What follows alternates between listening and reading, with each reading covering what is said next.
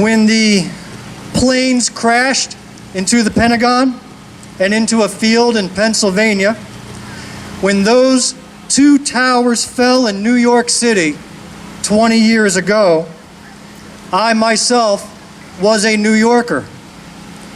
I have no new story that adds any more color or insight to that day that hasn't already been told a million times.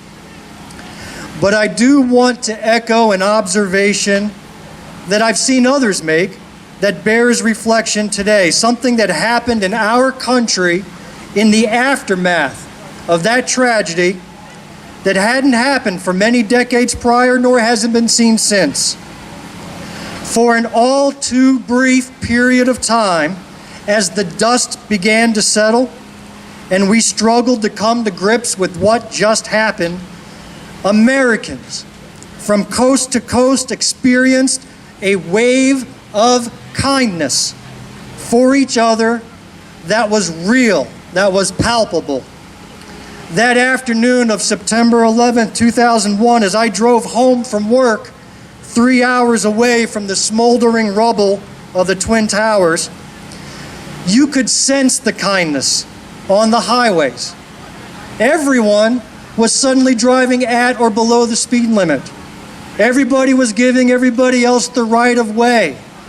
Everybody was making eye contact at the red lights.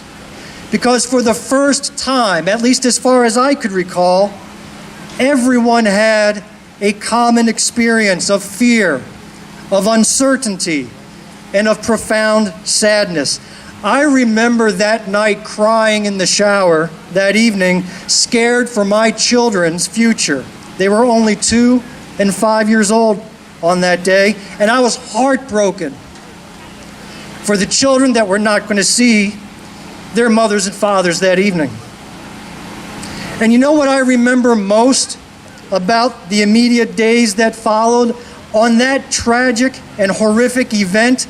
That Americans everywhere responded with a wave of kindness, gentleness, and compassion for each other. We took the worst that was thrown at us and immediately responded with the best that humanity had to offer.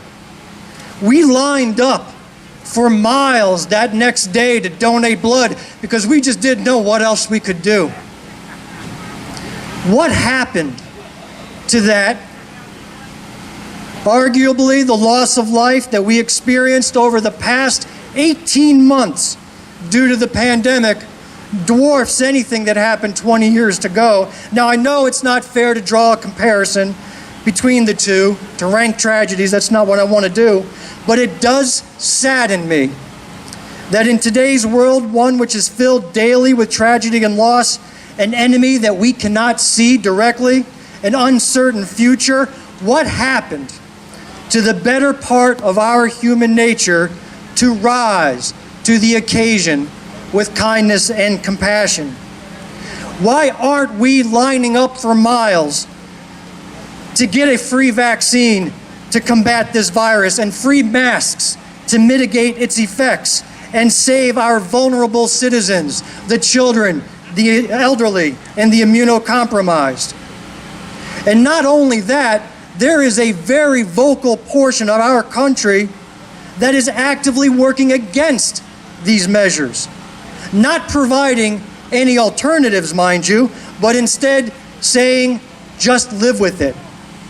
Can you imagine 20 years ago if we stood at the base of what remained of the World Trade Center and stated that we should just live with it?